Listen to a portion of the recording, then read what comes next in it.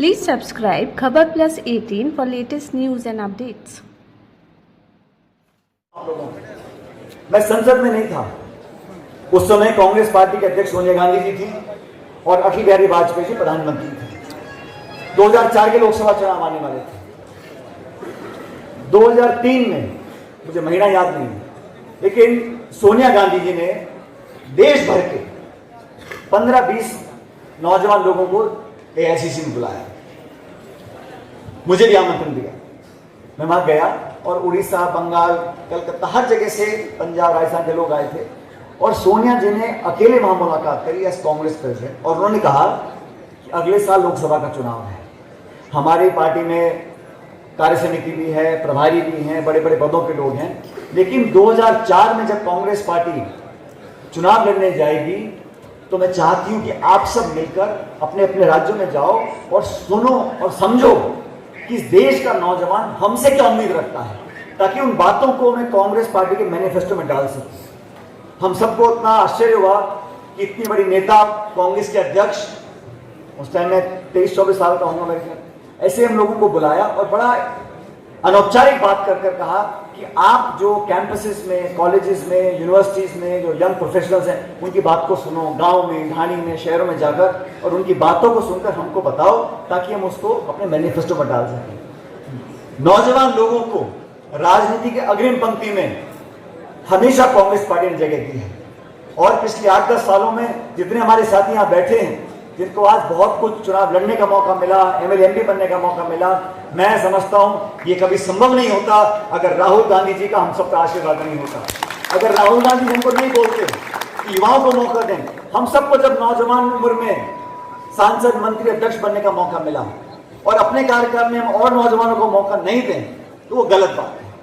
हम लोग जो पदों पर पहुंच चुके हैं, आज हमारी जिम्मेदारी बनती है कि हमसे जो उम्र में कम है उनका साथ हम दें, उनको रास्ता हम दिखाएं, उनकी गलतियों को सुधारें, अपने अनुभव का लाभ उन लोगों को दें।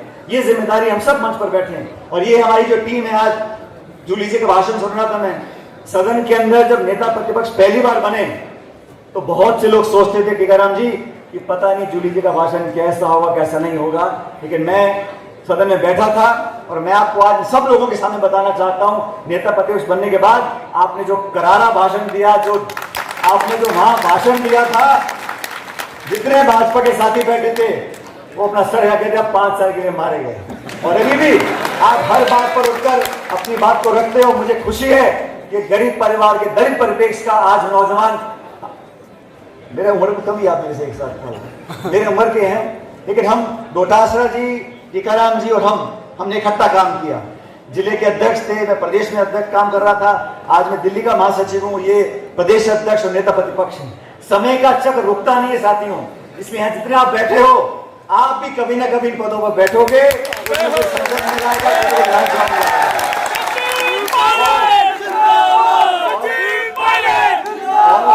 कोई कितना भी चाहे, कोई कितना भी चाहे, मेरा अनुभव ये कहता है हवा, पानी और नौजवान अपना रास्ता ढूंढ ले।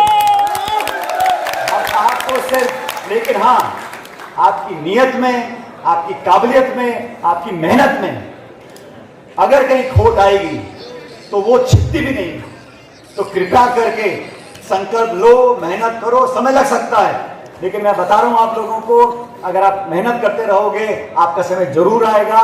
पद पोस्ट मिलते रहेंगे, लेकिन पद जब मिल जाएं तो कृपया करके उन लोगों का साथ नहीं छोड़ना जो आपके हमसफर रहे, जिन्होंने आपको उन पदों पर पहुंचाया है।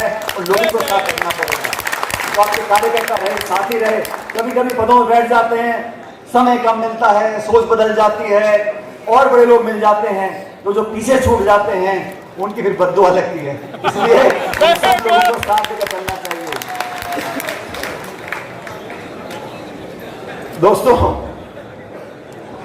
मैंने शुरू में जब कहा कि ये नीट का प्रकरण, इसने देश को हिला दिया है और अब मैं देखता हूं कहीं ना कहीं, जब सरकार तो बन गई बीजेपी की, लेकिन थोड़ा थोड़ा परिवर्तन मीडिया में भी आया है। अब वो भी जो है मुद्दों को दिखा रहे हैं, कमियों को बता रहे हैं और विपक्ष की आवाज को वो थोड़ा बहुत दिखाना उन्होंने शुरू किया है। पेपर जब लीक होता है, मैं तो ऐसा मानता हूं कि इससे घिनौना मैं तो ऐसा मानता हूं कि इससे घिनौना अपराध नहीं है। और जो अफसर, अधिकारी, नेता जो भी है, उनको अगर काली कमाई करनी भी है तो मैं तो कहता हूं किसी और डिपार्टमेंट को पकड़ लो। लेकिन इसको, जो पेपर लीक इस देश प्रदेश में कभी होता है तो, और आप सब जानते हो पेपर लीक पे मेरा जो स्टैंड रहा, मैं कल भी इस पर कायम था, आज भी कायम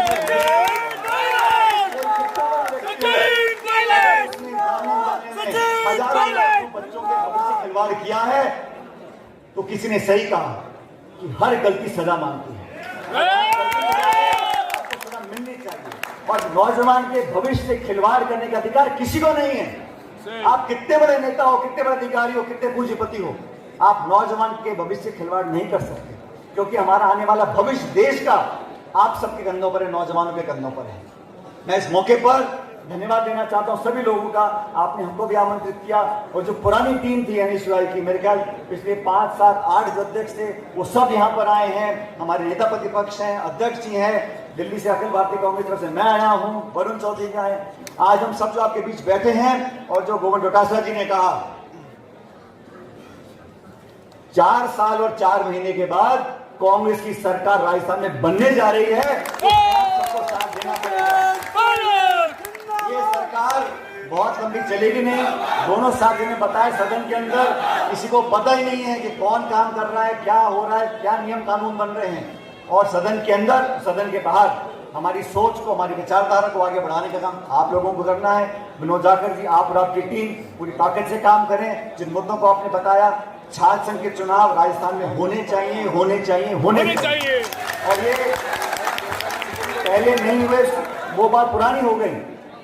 आज किस कारण से आप चुनाव रोकना चाहते हैं? जब लोग छात्र संघ के चुनाव लड़ते हैं, उनको पायदान मिलता है आगे बढ़ने का। अपनी, जैसा डोटासरा जी ने कहा, विपक्ष में रहकर आप अपनी काबिलियत साबित कर सकते हो। सत्ता में रहकर इंसान बन जाता है। अभी हमारे, पता नहीं मंत्री तो है, कृषि मंत्री, अभी वो पता नहीं वो सत्ता में है कि नहीं है, मामला लटका हुआ है। और मैं तो कहता हूँ अगर सरकार और थोड़ा और जोर लगा के मनाएगी तो मान जाएंगे वो, उस कगार पहुंच गए हैं।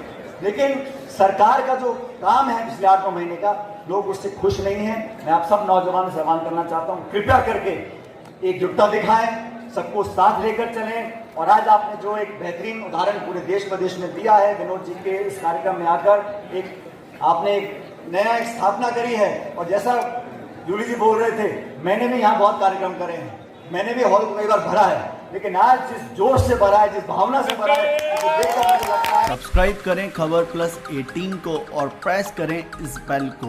खबरों के लिए बने रहें।